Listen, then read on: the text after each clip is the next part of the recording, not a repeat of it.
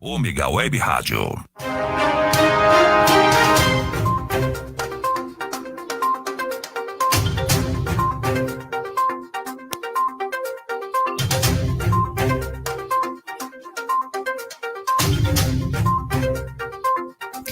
Boa noite a todos, boa noite aos internautas que estão nos assistindo, boa noite Marcelo, boa noite Emerson.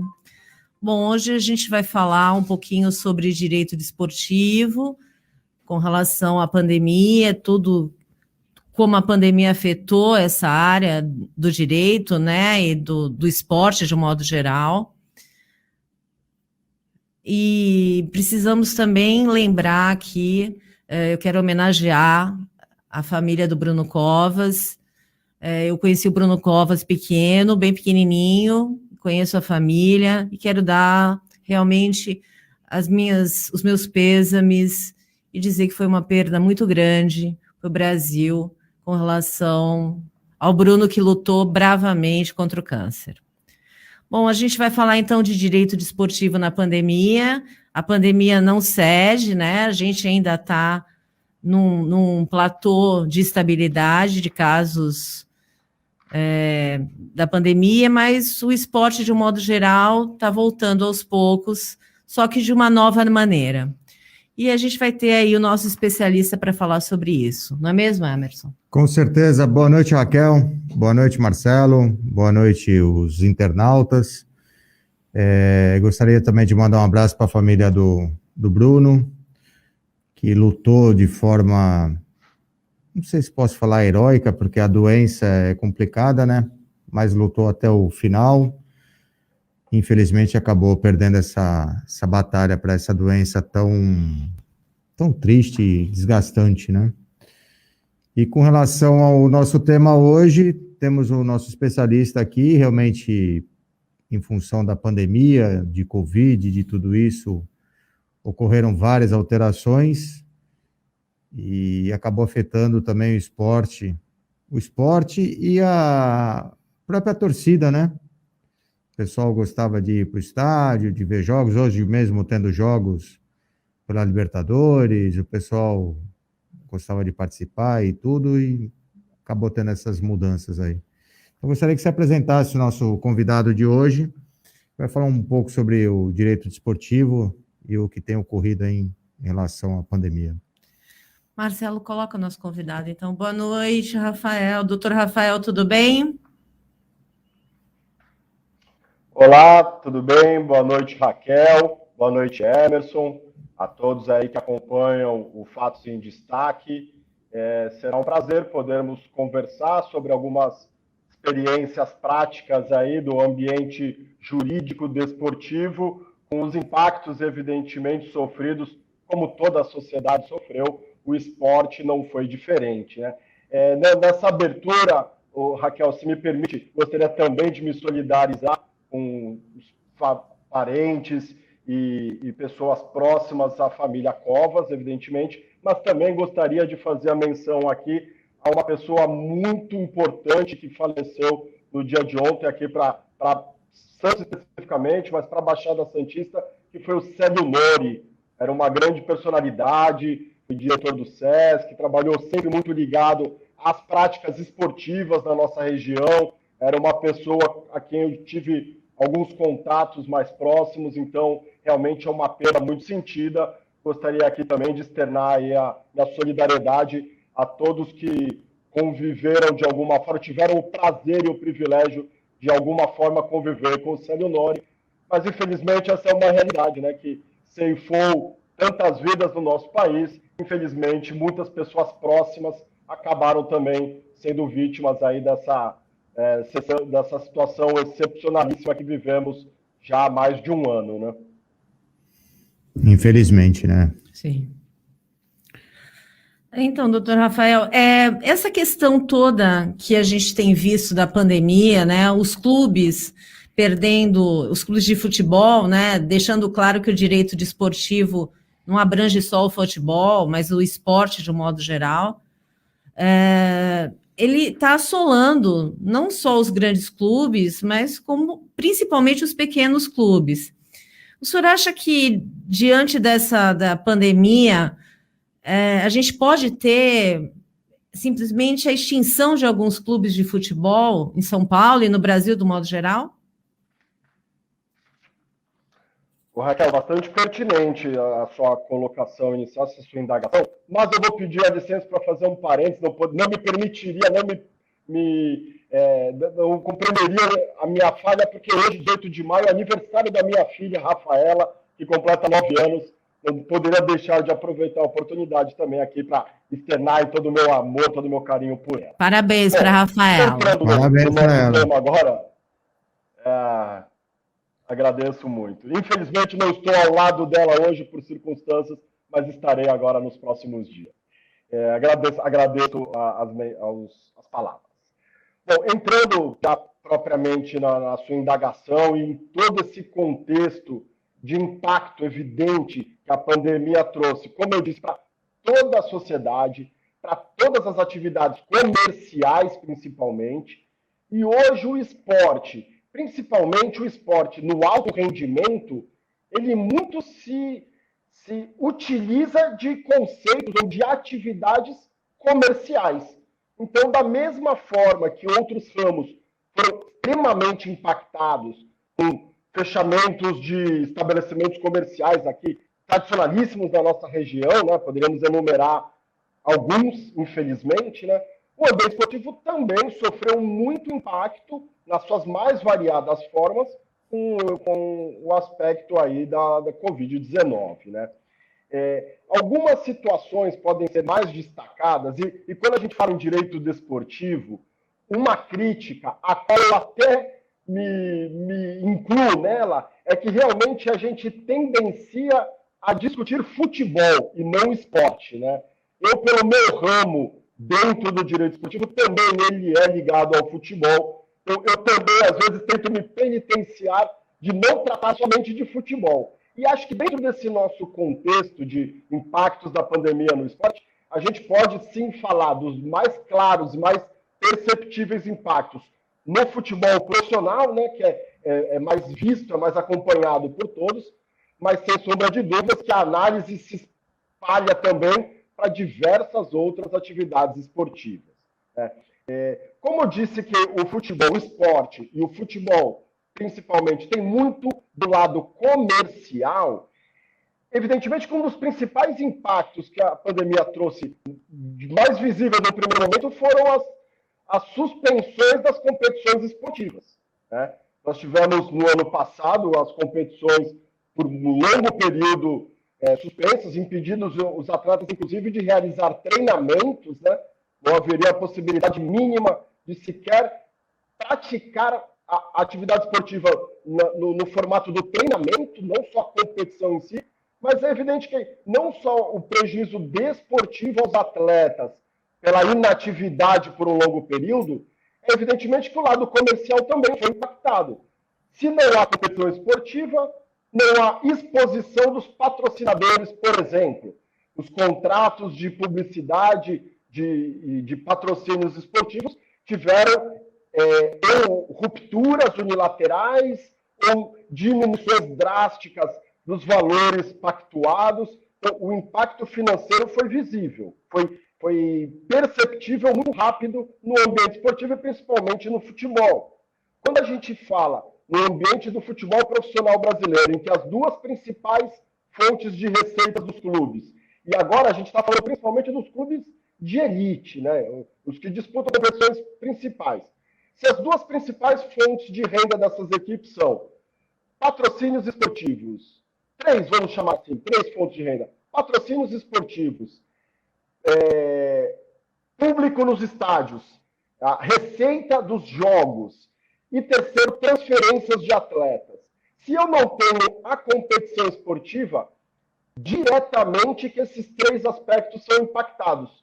Se eu não tenho jogos, por consequência óbvia, eu não tenho público. Hoje em dia nós temos jogos e não temos público, então diminuiu o prejuízo dos clubes com o retorno de competições, mas ainda ele é perceptível nos tempos atuais, né? A gente vê clubes renegociando contratos de atletas que estão chegando ao seu termo. A proposta de renovação, a gente tem casos aqui no Santos Futebol Clube, a proposta de renovação contratual é sempre buscando uma redução da remuneração pactuada, né? Bom, então, com a paralisação de competições esportivas, a ausência dos patrocínios, a ausência de receita com público nos estádios e sem exposição dos atletas, ou as transferências inocorrem, ou se ocorrem em valores muito inferiores. Todo esse cenário trouxe para os clubes de futebol no Brasil uma queda abrupta de receitas e as suas obrigações, os seus vínculos contratuais com os atletas permanecendo vigentes. Então, as obrigações deveriam ser cumpridas. Alguns clubes se utilizaram daquela medida provisória do governo federal no ano passado, que possibilitava, né, a redução da jornada de trabalho, com uma redução proporcional da remuneração dos seus trabalhadores. Alguns clubes adotaram isso. O Santos Futebol Clube adotou de uma maneira até muito drástica. Na época, eu me posicionei em algumas entrevistas achando que era uma atitude extremamente temerária, porque não havia um acordo com os atletas naquele sentido. Era uma coisa imposta e, na época, foi uma redução de 70% sobre os rendimentos. Então, veja que a consequência ela vai vindo em cadeia, né? Evidentemente. Se falta receita para o meu patrocinador, vai faltar receita para o patrocinado, que é o clube, e, por consequência, impacta diretamente nos atletas. Isso foi, assim, uma situação de extrema complicação e que, até os dias atuais, a situação ainda não foi plenamente normalizada.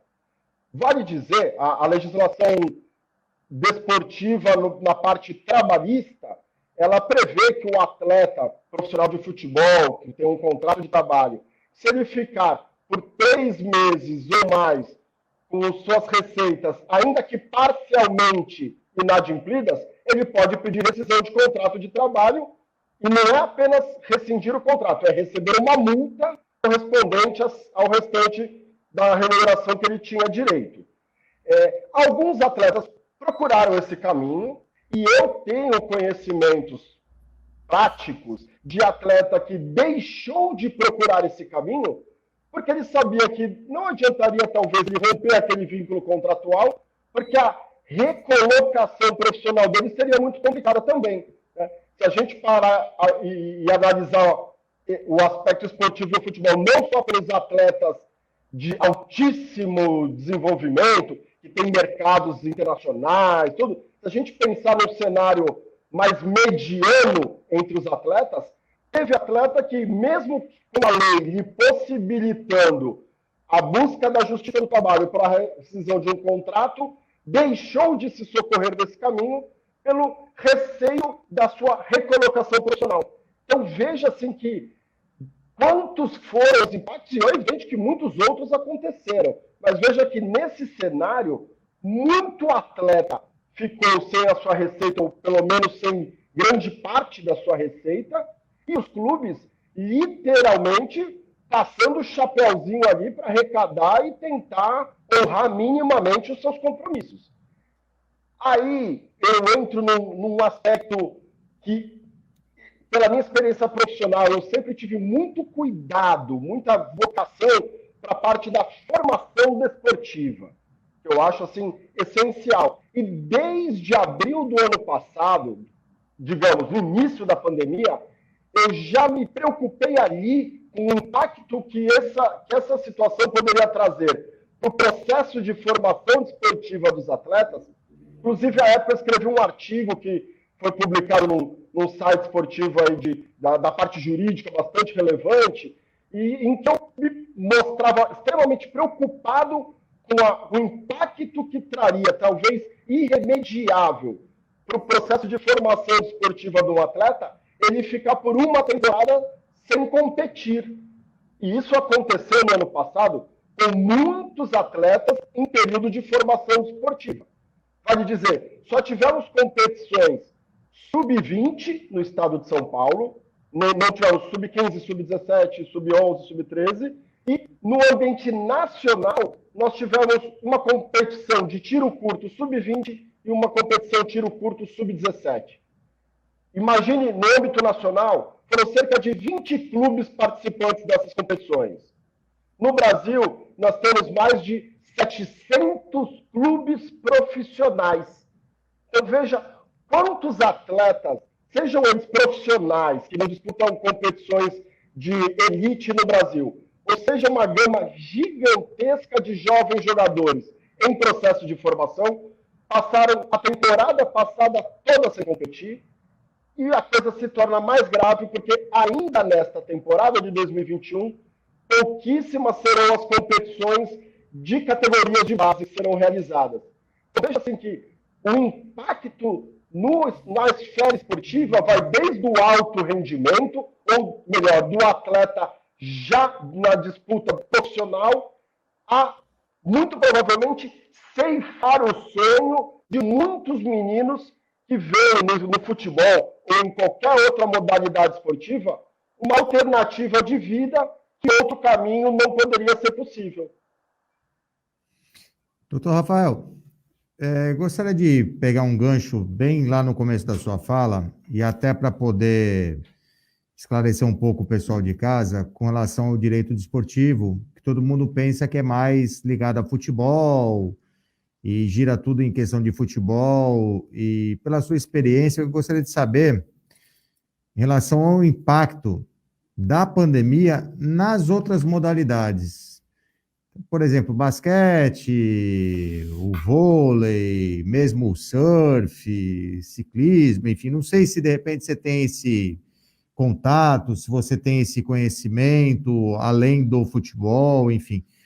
Como é que ficou essas outras modalidades? Porque o futebol a gente sabe que dentro do possível acaba se virando, mas a gente também sabe que é um número menor, porque todo mundo tem aquela ilusão que time de futebol está tudo bem, mas na verdade o que está tudo bem são talvez 5% dos clubes no Brasil todo, e se eu tiver errado, até gostaria que fosse corrigido.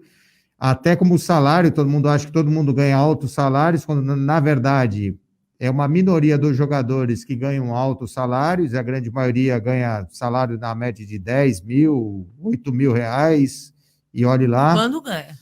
Quando ganha.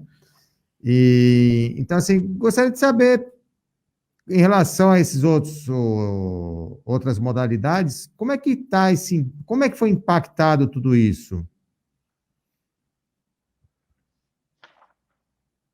O Emerson, muito bom a gente poder esclarecer. Primeiro, assim, o direito desportivo, como eu fiz aquela autopenitência no início, ele sempre tendencia a gente falar sobre futebol, porque é normalmente o que as pessoas têm mais familiaridade, né? Seja por qualquer motivo profissional ou muito mais comum pelo gosto em si, né? Por acompanhar essa prática esportiva.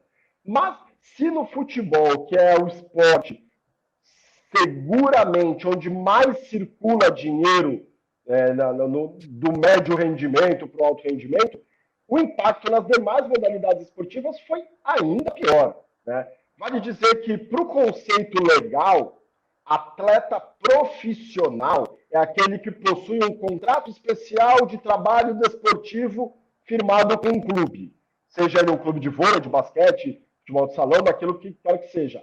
Só que apenas na modalidade futebol é obrigatória essa relação profissional nos termos da lei, um contrato especial de trabalho desportivo. Outras modalidades esportivas, mesmo no alto rendimento, a gente falar em NBB, em Liga Nacional de Vôlei, clubes também de elite, muitas das vezes são utilizados contratos não de trabalho, não é uma relação de trabalho propriamente dita, ou melhor, expressamente prevista em lei. Muitas vezes são feitos contratos de prestação de serviços, algumas modalidades de exploração de imagem, dependendo da modalidade esportiva. Então, veja que quem possui um contrato de trabalho tem algo, como eu disse, muitos dos atletas de futebol tiveram redução salarial, tiveram os seus salários reduzidos, mas não totalmente inadimplidos, né? Agora, outras modalidades esportivas, diversos atletas sofreram com ausência completa de remuneração mensal.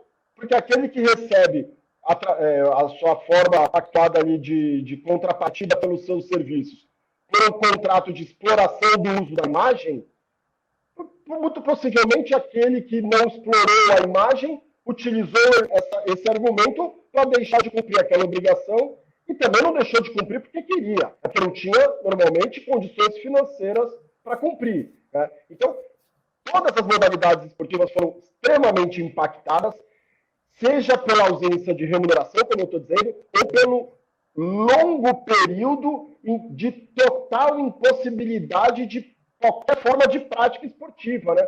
O atleta de basquete ficou muito tempo sem poder treinar, sem poder competir, evidentemente. O de vôlei, todos esses. E como eu disse que todas as modalidades foram impactadas, aqui eu vou fazer uma tentativa de bola de cristal. Os próximos Jogos Olímpicos, que aí já vale dizer também, não há talvez nada mais emblemático do impacto da pandemia no cenário esportivo do que o adiamento dos Jogos Olímpicos, que era para ter sido realizado em Tóquio no ano passado, para esse ano. E com risco, inclusive, de não ser realizado. Há uma notícia de hoje em que o Sindicato dos Médicos de Tóquio e uma outra instituição de classe médica de Tóquio estão fazendo uma pressão enorme no governo de Tóquio para que não realizem os Jogos Olímpicos previstos agora para o meio do ano. Né? Então, veja, quando eu disse que eu estava tentando fazer aquele exercício de futurologia, eu acho que nesses Jogos Olímpicos nós teremos pouquíssimas ou quase nenhuma quebra de recordes mundiais, por exemplo. A cada edição de Jogos Olímpicos é uma prática muito comum, quebra de recordes, pela evolução dos equipamentos, pela evolução das condições de treinamento, suplementos alimentares. Então, a cada ciclo olímpico, os recordes costumam ser quebrados. Eu acho que para essa edição dos Jogos Olímpicos, se tivermos, a chance é de quase ou de nenhum recorde ser batido, porque todos os atletas, e aqui a gente não fala de Brasil, a gente está falando no cenário mundial, todos os atletas tiveram boa parte do seu ciclo olímpico de preparação totalmente interrompido. Então, a tendência é que tenhamos uma competição olímpica num nível técnico muito inferior do que teria naturalmente se não houvesse esse episódio pandêmico, né? Desculpa até lhe cortar, doutor. E foi quebrado praticamente no final do ciclo, né? Porque quando ele vai estar já no ápice Exatamente. da preparação dele, né? Ele começa 4 anos, ele já projeta 4 anos, que já teria ocorrido a Olimpíada no ano passado, não ocorreu e não teve como manter. E até aproveitando essa questão de quebra de recorde, se tiver alguma quebra de recorde, vai chamar muita atenção pelo fato de ter ficado esse tempo todo parado, de preparação, pode ter alguma questão de doping que pode ter algum reflexo depois no direito desportivo? Como você falou, né, a paralisação, a interrupção brusca dos treinamentos foi como poderia, analogicamente falando, no sprint final da preparação dos atletas, né? Então, imagina a quebra, né, daquele... Como você muito bem disse, o ciclo olímpico tem isso. O início da preparação do atleta é de uma forma, no segundo ano é de uma outra forma, no terceiro, para ele chegar no máximo da sua potência no último ano, no 4º ano, onde ele disputará os Jogos Olímpicos. A quebra dessa sequência natural de preparação e agora o retorno com pouco tempo de preparação para que o atleta vá competir, a mim chamará muita atenção se tivermos quebras de recorde. Por isso, no exercício, é difícil a gente querer falar que nenhum será quebrado, porque às vezes acontece algo, o esporte tem essa magia de coisas, de repente o atleta acorda naquele dia absolutamente iluminado, né? Agora, se a gente tiver quebras de recordes, e principalmente uma quebra que supere em muito um recorde que já tenha sido estabelecido, e principalmente aqueles recordes estabelecidos e mantidos há algum tempo, vai chamar muito a atenção do ambiente esportivo, e o controle de doping nas competições esportivas, ela é extremamente rigorosa. Vale dizer que toda edição de Jogos Olímpicos, ou de qualquer grande competição esportiva. Não são raros os atletas flagrados em doping, e mais do que isso, o doping tem uma particularidade, e a Rússia hoje é quem está no olho do furacão, vamos chamar assim, das organizações mundiais antidoping. A punição ela pode vir até de forma retroativa, né? O atleta que quebra o recorde na próxima Olimpíada, mas se descobre, depois com o avanço de tecnologias, de obtenção de fiscalização de substâncias proibidas no doping, e futuramente é descoberto que a amostra do atleta ela permanece arquivada por um longo período, né? Justamente para poder ser analisada com o avanço tecnológico para se detectar substâncias proibidas. Se futuramente é descoberto um caso de doping, o atleta perde aquela medalha que ele obteve anteriormente, perde premiação em dinheiro, eventualmente em competições que tem esse tipo de premiação, não é o caso dos Jogos Olímpicos, evidente, mas me causará muito espanto se nós tivermos algum número considerável de quebras de recordes, justamente por esse aspecto absolutamente lógico, né? A ruptura desse período de preparação dos atletas, ele tem um potencial de trazer o nível médio dos atletas alguns degraus abaixo, né? Então, doutor Rafael, ontem o presidente da OMS falou em apartheid decorrente da Covid, né? Essa questão dos países mais pobres não terem acesso às vacinas, não terem acesso, inclusive, à condição de deixar os seus atletas que eventualmente vieram a ser contaminados numa condição melhor, né, em razão da diferença dos países ricos e dos países mais pobres, isso não vai causar também um desequilíbrio se os jogos efetivamente foram feitos, né, agora em 2021, com relação a medalhas, porque, na verdade, esses países mais pobres, em especial da África, eles não receberam quase nada de vacina. Então, o prejuízo, a Índia, por exemplo, né, que está, além dessa mortalidade absurda, surgiu um fungo que está causando uma série de problemas na Índia. Então, isso não vai desequilibrar a questão de medalhas entre os países? Um apartheid, efetivamente, em razão dessa Covid? Raquel, como bem disse o representante aí da OMS, o vírus ele acabou causando realmente, talvez ele acabou aumentando as diferenças, né? Acho que o distanciamento entre os mais poderosos economicamente, os menos poderosos, talvez se acentue. E no esporte, essa consequência acaba sendo também perceptível, né? Agora, para Jogos Olímpicos propriamente dito, o Comitê Olímpico está agora, vésperas de competições esportivas, vacinando todos os atletas que disputarão, mas aí isso não é só pensando nos jogos propriamente ditos, né? Para que agora, daqui a 1 mês e meio, que eles tenham que comparecer para a disputa de competição, que eles não estejam contaminados. Mas certamente que aqueles países que conseguiram antecipar vacinação em determinados grupos de atletas, e aí vale dizer que cada país cria a sua condição interna. Vamos trazer um exemplo, quando eu digo que o potencial, acho que um exemplo que vai ficar bem ilustrativo para essa discussão. Quando eu digo que a pandemia talvez potencialize ainda mais, aumente a diferença entre os mais capacitados e os menos, vamos trazer um exemplo dos Estados Unidos, que sempre foi uma potência olímpica. Sempre. E certamente é a maior potência econômica mundial, em que já tem há algum tempo grande parte da sua população vacinada.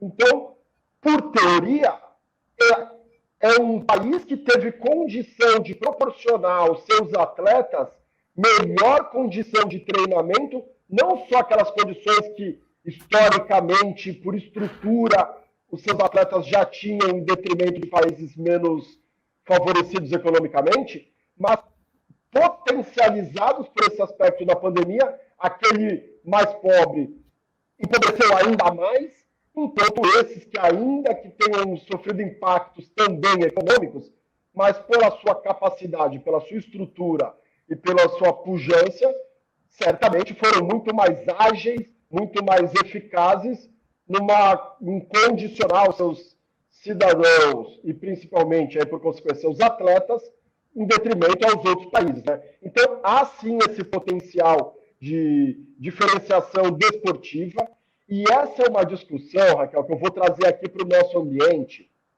porque está acontecendo uma situação em que eu tenho uma posição definida, mas é o típico caso que a gente tem que respeitar, porque todos os fundamentos são suscitáveis nesse momento. A Conmebol, Confederação Sul-Americana de Futebol, conseguiu, aí não sei se comprou, se recebeu doação, mas conseguiu um lote enorme de vacinas.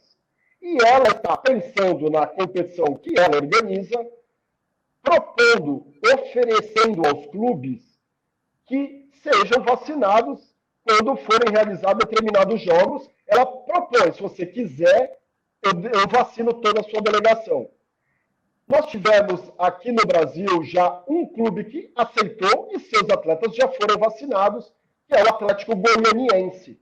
O Atlético Goianiense disputa a Copa Sul-Americana e num dos jogos em que ele foi realizado no exterior, a Conmebol ofereceu a eles essa vantagem. E quando eu digo fazer isso no exterior, porque aqui no Brasil, por uma legislação temporária feita no período de pandemia, não pode ser feito esse tipo de vacinação em solo brasileiro. Teria que ser feito através do Sistema Único de Saúde, né? Então, por isso que os clubes brasileiros estão sendo vacinados quando vão jogar o jogo no exterior, e o Atlético Goianiense aceitou, já teve seus atletas vacinados. Então, quando vier no Campeonato Brasileiro, que se iniciará agora no final de maio, ele potencialmente não terá nenhum atleta que possa ser contaminado e ficar fora de... Um atleta que ficar 15 dias ausente de treinamento, ele perde no mínimo 4 partidas do campeonato. Então é um impacto grande, né? O Atlético Goianiense vai ter esse benefício. Em contrapartida, o Fluminense do Rio de Janeiro recusou esse oferecimento de vacinação por parte da Conmebol.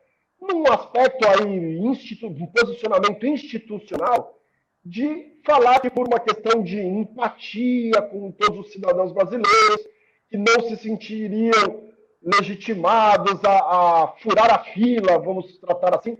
Só que, como eu digo que a minha posição já externo é no sentido de que todo clube deveria aceitar essa vacinação no exterior, porque não dá para a gente caracterizar isso como alguém que está furando fila aqui do nosso sistema de vacinação, porque, como eu disse, não é uma vacina, entre aspas, nossa. Né? Não está se deixando de vacinar os grupos estabelecidos como prioritários ou aqueles definidos como na ordem sequencial para favorecer os atletas. Não, é uma vacina que nós não teríamos e não só atleta, mas qualquer cidadão no mundo. Hoje em dia está tendo muito turismo da vacinação, né? Empresários que estão indo para os Estados Unidos para tomar a dose da Johnson, que é apenas uma dose, né? Então, quanto mais brasileiros estiverem vacinados, utilizando vacinas dos outros, vamos tratar dessa forma, melhor para essas pessoas e melhor para todos os outros, né? Porque diminui a circulação do vírus.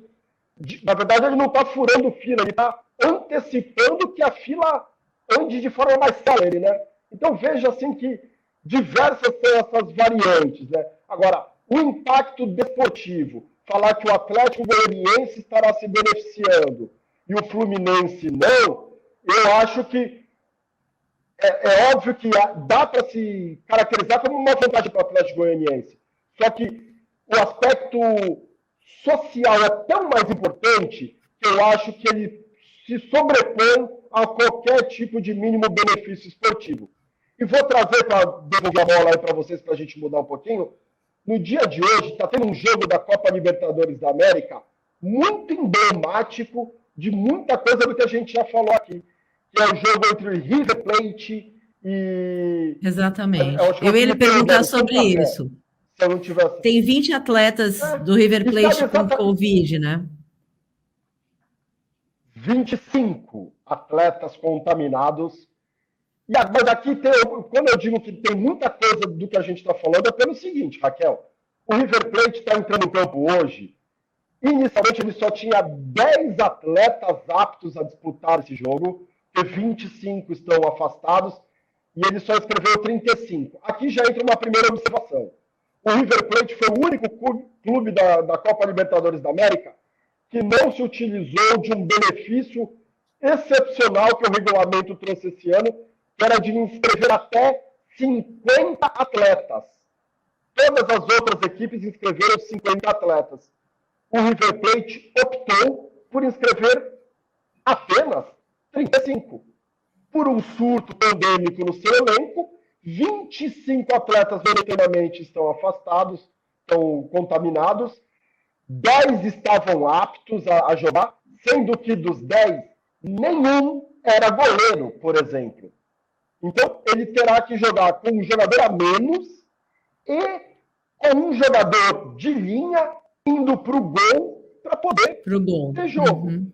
A informação que saiu agora, eu digo agora, assim, depois até que acabou o triste jogo do Santos hoje, é de que um atleta que já passou o período de quarentena dele, só que ele não era considerado para jogar a competição, porque ele ainda está se recuperando, longe de estar apto a jogar, de uma fratura no braço. Só que esse atleta se voluntariou, já que está inscrito na competição, a jogar, mesmo com o braço ali semi-fraturado, vamos dizer assim, para que o time jogue com 11 atletas. Ainda que com um jogador de linha no gol, mas que ele jogue com 11 atletas.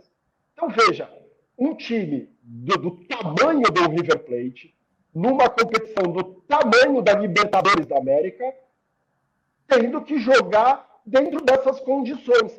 E mais um detalhe, o River Plate, assim como o Fluminense, voluntariamente recusou a vacinação do seu elenco de jogadores. Então veja como tem tantas variantes em qualquer um dos temas que a gente aborda em pandemia e esporte, né?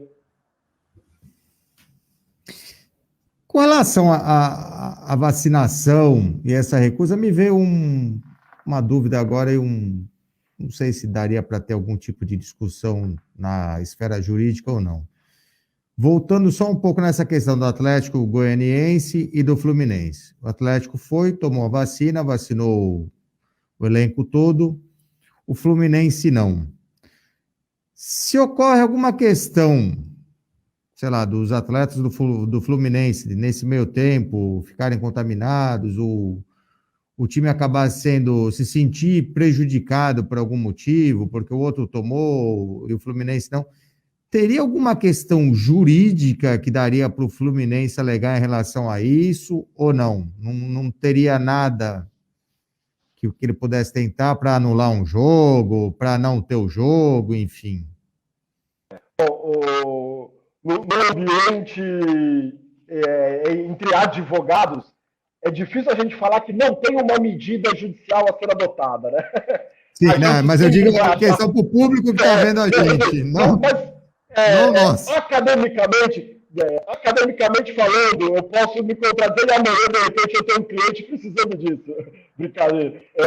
Mas eu não vejo razões desportivas para se buscar, como você disse, por exemplo, uma anulação de uma partida ou qualquer forma de algo nesse sentido. De repente, o elenco X tomou a vacina, eu não tomei a vacina por uma questão de solidariedade ao povo, porque a vacina X vai patrocinar o campeonato Y, enfim. E aí agora eu me sinto prejudicado porque eu não tomei a vacina, só que o meu elenco está diminuído em função da pandemia, do corona, enfim. Seria mais ou menos esse contexto para ter uma ideia se há algo que poderia ser alegado ou não, enfim. Eu não vejo muito sucesso numa demanda nesse sentido, Emerson. Primeiro porque o Atlético não está fazendo algo proibido, né? Algo que qualquer regulamento impeça. Né? Então, se eu faço algo que não é proibido, eu não posso ser punido. Aí é uma máxima que vai além do esporte, né? Uma máxima jurídica, né? Então, se eu faço algo que não há nenhuma vedação legal, ninguém pode me punir por isso. Então, dentro do... Por isso que eu falei que eu tenho um posicionamento favorável aqui. Se todo clube pudesse se vacinar, melhor seria.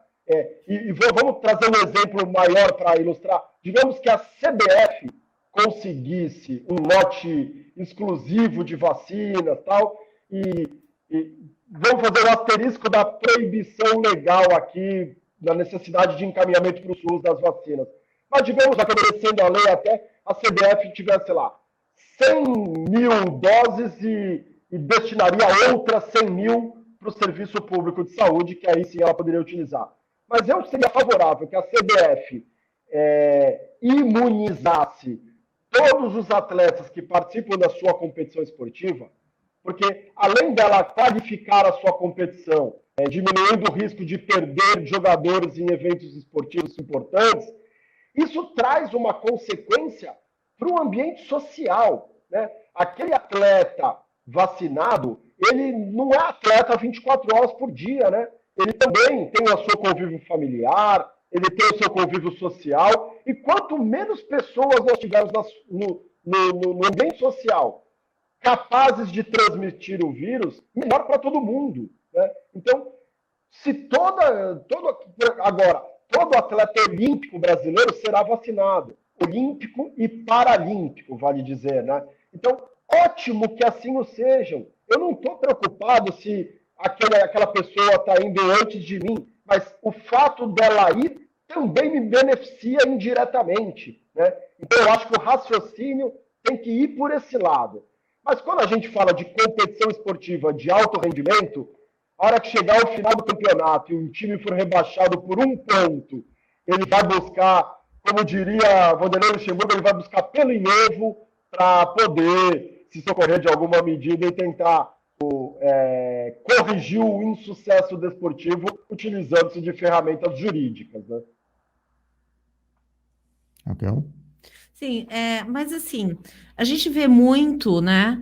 A gente já viu a CBF e a Conmebol se posicionando nesse sentido, inclusive quando não havia vacina, que o clube tinha que resolver o problema, né? Na verdade, assim, as partidas não eram adiadas, se o clube não entrasse, ganharia para o WO. E, assim, é uma situação, no meu conceito, que nós estamos vivendo uma situação totalmente atípica. E eu achei que, nesse caso, né, todas as organizações voltadas, em especial ao futebol, elas foram muito intransigentes, porque não é culpa de ninguém ser contaminado por uma doença, que é uma pandemia que está assolando o mundo todo, e, de repente, uma partida não poder ser adiada. Então, só pelo comportamento dessas organizações, eu acho que, de forma alguma, a gente consegue, nenhum clube vai conseguir um êxito nesse sentido, porque houve muita intolerância, na minha concepção, com relação aos clubes e às pessoas doentes, né? De fato, a gente, se for olhar por uma ótica mais romântica da coisa, né, mais sentimental, de fato, algumas decisões foram insensíveis, como essa relacionada ao River Plate, né? Mas você usou uma expressão muito necessária para a gente analisar isso, que a gente vive uma situação atípica, né? Então, a excepcionalidade do momento também requer que as coisas sejam decididas não conforme gostaríamos que elas fossem quando um ambiente natural, né? Eu acho que a insensibilidade em não se adiar partidas esportivas, ela está quase que totalmente fundamentada num único aspecto, que foi a extrema dificuldade de se conseguir terminar as competições esportivas, né? O calendário esportivo, que nunca foi um exemplo a ser seguido, ele foi ainda mais prejudicado. Vale dizer que a gente teve Campeonato Brasileiro sendo jogado até fevereiro desse ano, a gente teve a disputa da final da Libertadores da América de 2020 sendo disputada no dia 30 de janeiro de 2021. Então, quando houvesse acúmulo de casos de Covid em um clube, fosse adiada a partida desse time, a gente estaria até hoje sem terminar o Campeonato Brasileiro, né? Então, as medidas tiveram que ser mais extremas. Por exemplo, no regulamento da Conmebol, ela diz, utilizando a regra do futebol no cenário internacional, que se tiver 7 atletas aptos a jogar a partida, o jogo é realizado. Ponto. É o que a regra do futebol fala, né? Que um time que ele não pode iniciar a partida ou a partida é interrompida se o clube ficar com menos de 7 jogadores em campo, né? Então a Conmebol usou esse critério. Ela falou, ó, se entre os atletas inscritos, previamente inscritos, que o River Plate quis agora inscrever 2 goleiros e a Conmebol não permitiu, né? Então, entre os atletas inscritos, se você tiver 7 aptos a jogar uma partida, a sua partida será realizada, né?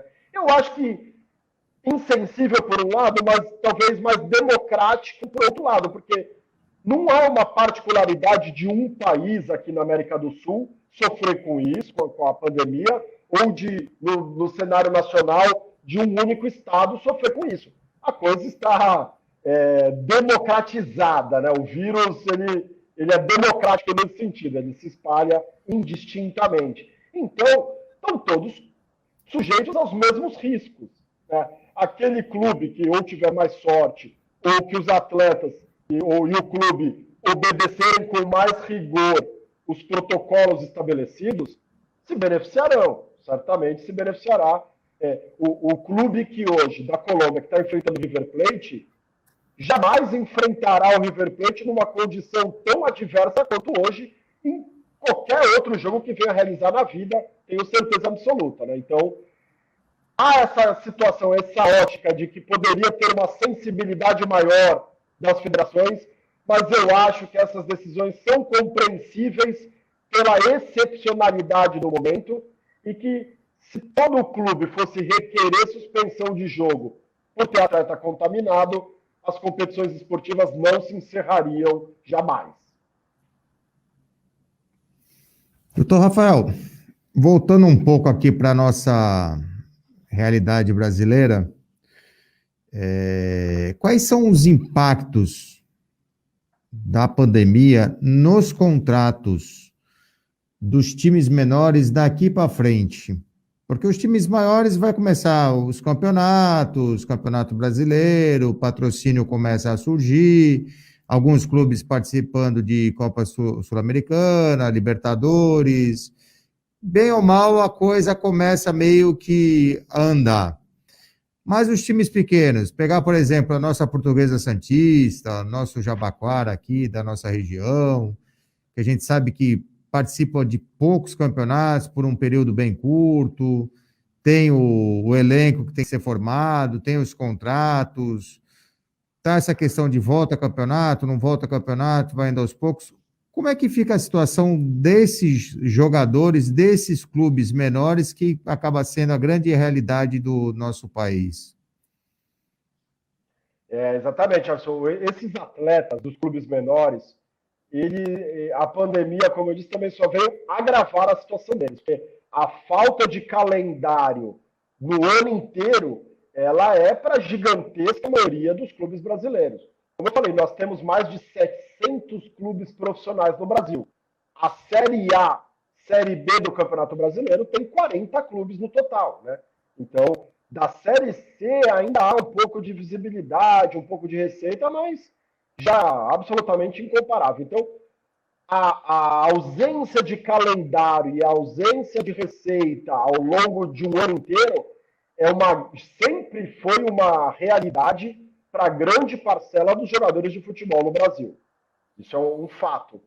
Claro que no cenário atual a situação se agrava ainda mais, porque mesmo que por um período de tempo curto, antes os atletas conseguiam, em alguns casos, receber um salário um pouquinho maior, vamos chamar assim, o que dava a ele um pouco de subsistência. Nos tempos atuais, o calendário continua tão ou pior do que antes, tão ruim ou pior do que era antes, e a capacidade financeira dos clubes menores, essa sim, certamente é muito pior do que há um ano atrás. Então, a ausência de competições continuará a ser uma realidade, com o agravante que as remunerações nesta temporada e na temporada passada certamente foram muito menores do que vinham sendo nos anos anteriores. Então, é um cenário realmente de muita preocupação. Eu conheço particularmente mais de 2 ou 3 atletas da nossa região que desistiram da prática esportiva, porque precisavam sobreviver. E a sobrevivência veio através da colocação no mercado de trabalho, ainda que em alguns trabalhos até de forma precária, como tem sido uma rotina, né, dos trabalhadores do Brasil de um passado recente para cá. Muito atleta teve interrompido uma carreira esportiva e muitos deles sequer tentarão retomá-la, partiram já para um outro caminho, porque um ano de inatividade, além do impacto financeiro, traz todo o impacto atlético, vamos chamar assim, de preparação e de capacidade física. Então, a pandemia ela veio para ser cruel com muitos aspectos da sociedade e se a gente focar a nossa luneta aqui para o esporte, ele foi severo ao extremo, porque o esporte em muitos casos, poderia ser, melhor dizendo, a única alternativa de um jovem de baixa capacidade financeira de mudar a sua vida e de quem está no seu entorno. Então, é muito triste, muito preocupante, e a gente não consegue ainda nem dimensionar no momento o quão severo será esse impacto ao longo de muitos anos. A gente ainda vai perceber isso ao longo dos próximos anos. Então, doutor, deixa eu lhe perguntar outra coisa. O governo reeditou, quer dizer, ele novamente tem uma medida provisória, a 1045 de 2021, que prevê a redução de jornada, suspensão de contratos de trabalho. O senhor acha que alguns clubes vão se utilizar disso novamente? Eu acredito que sim. Eu acho que é uma chance enorme, porque estarão respaldados pela lei, novamente, né? Digo, a previsão é até 30% ali, você não precisa sequer ali dar uma concordância direta, desde que haja proporcionalidade entre a redução da jornada e a redução do salário, né? Então, certamente que muitos clubes... Sim, até porque no caso dos jogadores, o salário extrapola aquele limite da lei, né? Então, o acordo tem que ser individual do jogador com o clube, né? Mas aí que está, é uma parcela muito pequena de salários que se a gente pensar em elite, em Série A de Campeonato Brasileiro, aí é a totalidade, certamente. Agora, se a gente pensar num cenário, como dito pelo Everson, de Portuguesa Santista, de Jabaquara, aí a grande maioria, ou a totalidade dos atletas, sequer superaria o patamar legal estabelecido, né? Então, tem todas essas variantes. Eu acho que os clubes irão se socorrer novamente disso. E mais, no ano passado foi feita uma alteração provisória na lei desportiva, foi válida foi vigente até 31 de dezembro, que foi a alteração do período mínimo de duração de um contrato de trabalho. A lei ordinária fala em que o contrato de trabalho de um atleta ele tem um prazo mínimo de 3 meses e máximo de 5 anos. E por que houve alteração no mínimo? Veio uma lei, uma das medidas provisórias, possibilitou aos clubes que até 31 de dezembro firmassem contratos de trabalho com prazo mínimo de até 30 dias. E isso era justamente para possibilitar na prática o término das competições estaduais. Porque os times que disputam competição estadual sem ter um calendário nacional, na prática, celebram contratos de 3, 4 meses, que é o tempo de duração da competição esportiva. Com a paralisação das competições do ano passado, ao se retomar a competição esportiva, praticamente todos esses atletas já tinham terminado a vigência do contrato de trabalho. Só que o restante da competição esportiva durava 30 dias aproximadamente. Se eu obrigasse os clubes a contratar por 3 meses, eu traria ali uma consequência, um passivo trabalhista certo para esses clubes. Eles pagariam o primeiro mês em que eles têm receita porque estão disputando a competição, deixariam de pagar os outros meses, isso geraria demandas trabalhistas, uma bola de neve em relação a esses clubes.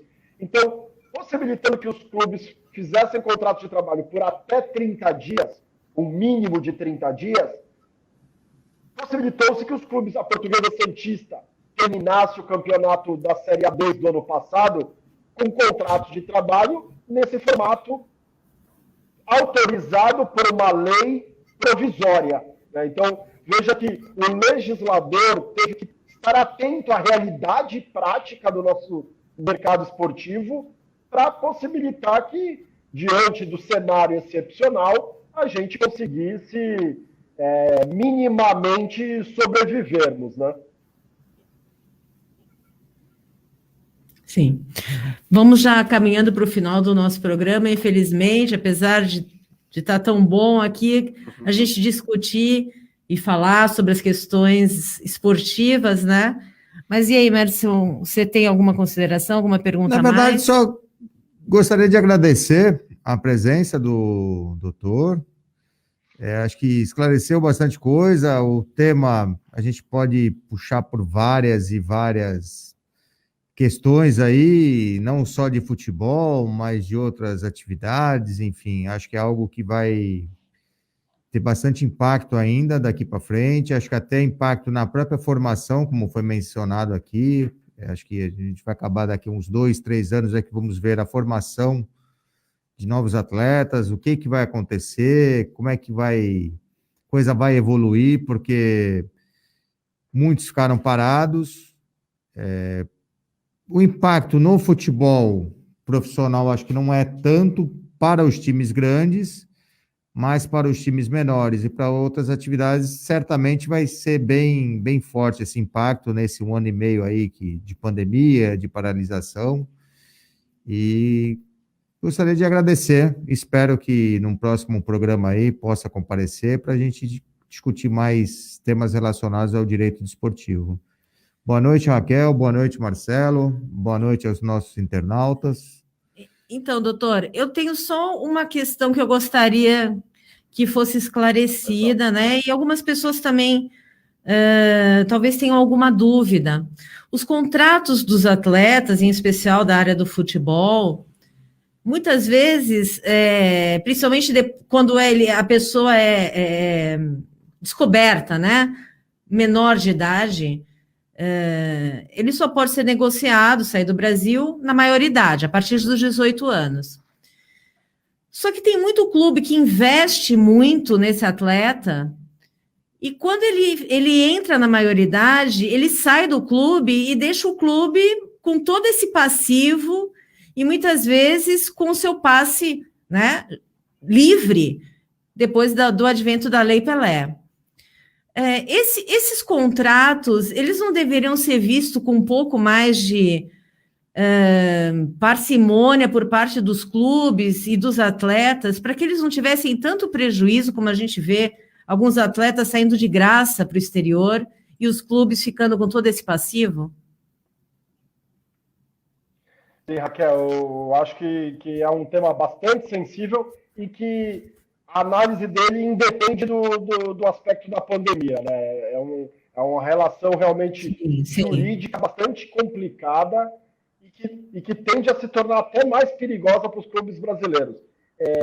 De fato, a legislação ela é cruel com o clube de futebol nesse sentido, né? Vale dizer que poucos clubes, hoje no Brasil nós temos acho que na última atualização que a CBF fez, nós temos 31 clubes certificados como clubes formadores no Brasil. Então, para esses 31 clubes, a Lei Pelé ainda traz algumas garantias, né? O clube que é considerado formador, ele tem, depois de 1 ano com o atleta vinculado a ele ele tem principalmente dois grandes direitos sobre esse atleta, né? O primeiro deles é de celebrar o primeiro contrato profissional e o segundo direito decorrente do primeiro é a prioridade na renovação desse primeiro contrato. Eu falei antes que a Lei Pelé, ela estabelece contrato de duração mínima de 3 meses, máxima de 5 anos, e o atleta ele pode ser profissionalizado pela lei brasileira a partir dos 16 anos de idade.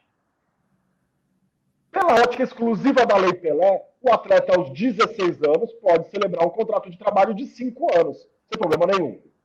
No entanto, aí é uma particularidade do direito desportivo, é a prevalência da norma, não é nem norma, né, do regulamento da FIFA sobre a lei federal brasileira, na análise específica. E qual é o confronto entre essas duas previsões? A FIFA diz que qualquer atleta menor de 18 anos somente pode celebrar contratos de, no máximo, 3 anos de duração. Então, ainda que a Lei Pelé autorize, o regulamento da CBF de registro e transferência de atletas de futebol já traz a observação que o atleta pode, sim, aos 16 anos, celebrar um contrato de trabalho por 5 anos, só que, na hipótese de uma relação internacional, melhor dizendo, se um clube do exterior quiser o atleta, somente os 3 primeiros anos do contrato serão válidos.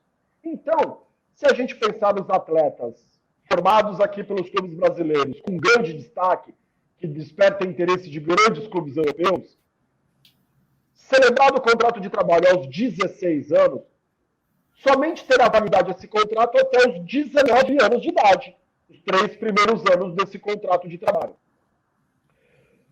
Sendo que é uma outra previsão da particularidade da Lex Esportiva, quando tiver faltando 6 meses ou menos para acabar o contrato, o atleta já está autorizado a assinar um pré-contrato com uma outra equipe.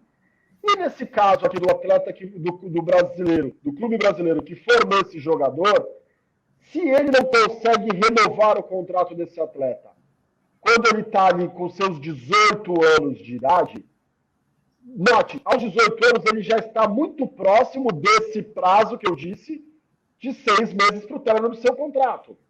E se ele não consegue renovar, o atleta saindo ao término do contrato, o clube brasileiro pode sim receber uma indenização. A lei traz uma possibilidade de indenização. A Lei Pelé estabelece lá 200 vezes os gastos feitos na formação daquele atleta, e a FIFA também tem alguns mecanismos indenizatórios, que aí o valor vai sempre depender da categorização dos clubes envolvidos, né? Esse é um valor tabelado pela FIFA. Mas existem formas indenizatórias que em nada se assemelham ao potencial de receita que esse atleta geraria em caso de transferência onerosa do seu vínculo desportivo, ou do linguajar popular, no caso de venda desse jogador, né? Então, certamente que a legislação ela é frágil para os clubes e favorece os atletas que precocemente despertam interesse em grandes clubes europeus. E eu vou, para a gente chegando aí ao final, terminar, uma notícia que vai tornar esse aspecto ainda mais preocupante. A FIFA está em via de alterar o seu regulamento mais uma vez e passar a permitir as transferências internacionais não mais aos 18 anos como hoje, mas sim a partir dos 16 anos de idade. Se isso acontecer, aí os clubes brasileiros quase que colocar-se uma pá de cal no processo, no incentivo a que os clubes formem jogadores, né? Então, é um tema bastante sensível. Se me permitir um espaço para fazer um pequeno merchanzinho, eu participo de uma coluna de um canal no YouTube, tudo, e na minha coluna semanal da última semana, do jornalista aqui da nossa região, a quem eu estendo aí meus cumprimentos, que é o Ted Sartori e o Anderson Firmino, numa coluna semanal, essa última semana eu falei justamente sobre as formas de indenização que os clubes, tanto esses poucos certificados como formadores têm direito, quanto os demais clubes podem receber indenizações em casos de transferências futuras desses atletas. Então, a quem tiver curiosidade sobre o tema, eu recomendo aí que observem essa coluna no canal Só Esporte. Tá certo, doutor. Eu agradeço muito. Realmente a gente conseguiu falar sobre muitos aspectos, esclarecer algumas questões aqui para quem está nos assistindo. Se o senhor quiser deixar o seu contato para alguém entrar em contato.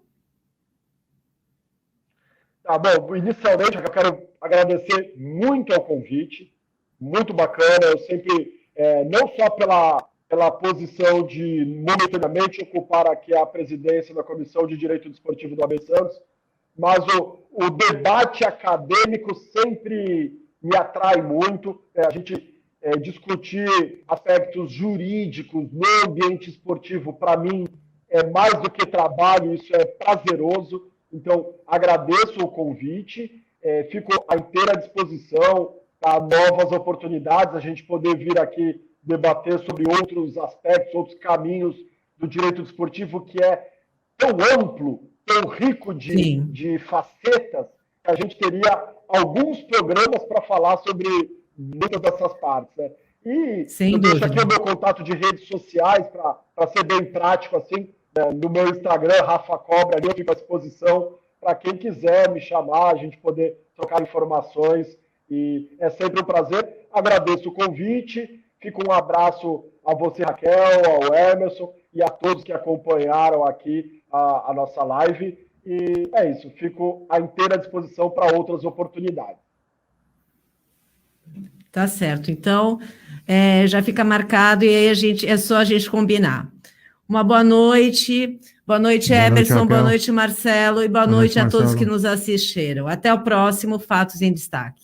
Tchau, doutor. Tchau, Rafael. Tchau, até mais, grande abraço.